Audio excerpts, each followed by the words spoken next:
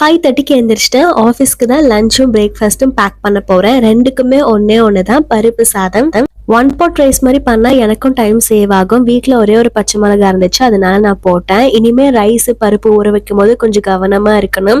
ஒரு கப் போட்டா ஒரு கப் வரும்னே நினைச்சு நான் போடுறேன். பட் வரும்போது நிறையவே வந்துருது. நல்லா டீப் ஃப்ரை பண்ண பொட்டேட்டோ தான் இது கூட வச்சு நான் சாப்பிட போறேன். புதினா பிரியாணின்னு நேற்றுக்கு நான் ஒன்று பண்ணல, அதில் மீதியான மல்லி தான் நான் எடுத்து இதில் போட்டு அப்படியே சும்மா பரட்ட போகிறேன். பட் நிறைய குவான்டிட்டி வந்துருச்சு. இது நான் முக்கி தக்கி எப்படி சாப்பிட போகிறேன்னே தெரியல. டிஃபன் பாக்ஸில் நல்லா அமுக்கி அமுக்கி வச்சு தான் எடுத்துகிட்டு போனேன். ஒரு 4 10 ரூபா பிஸ்கெட் பாக்கெட் வாங்கியிருந்தேன் மார்னிங் ஆஃபீஸ் போகும்போது டாக் பார்த்தா போடலான்னு. இன்னைக்கு மார்னிங் ஒரு டாக் பார்த்தேன். ஸோ 2 பேக்கெட் மட்டும் போட்டிருந்தேன். அவ்வளோதான், ஆஃபீஸ் ரீச் ஆகிட்டேன். ஒரு ஷார்ட் மீட்டிங் இருக்குது, அது முடிச்சக்கப்புறம் நான் கொண்டு வந்திருக்கிற பருப்பு சாதம் பிரேக்ஃபாஸ்ட்க்கு சாப்பிட்ணும். பட் நெக்ஸ்ட் டைம் அரிசி ஊற போடும் போது கண்டிப்பாக கம்மியாக தான் போடணும். ஏன்னா வெஜ் லஞ்ச்லாம் வந்துட்டு ரொம்ப கம்மியாக தான் சாப்பிடுவேன்.